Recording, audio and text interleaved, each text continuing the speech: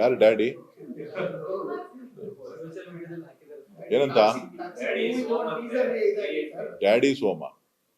Daddy ಸೋಮ ಅಂದ್ರೆ ಏನು?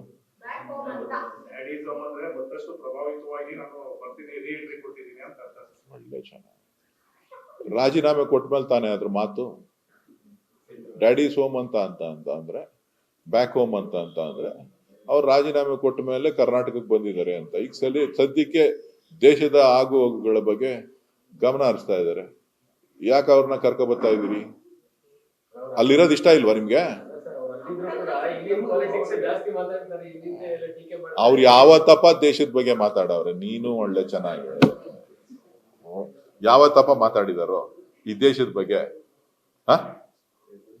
ಅವ್ರಿಗೆ ಆರೋಗ್ಯ ಸರಿ ಇಲ್ಲದೆ ಇದ್ದಾಗ ಒಂದ್ 3 ತಿಂಗಳು ದೆಹಲಿನಲ್ಲಿ ಗಟ್ಟಿಗೆ ಬಿಟ್ರೆ ಇನ್ ಮಿಕ್ಕಿದ್ದೆಲ್ಲ ಕರ್ನಾಟಕನೇ ವಾಸ್ತವ್ಯ.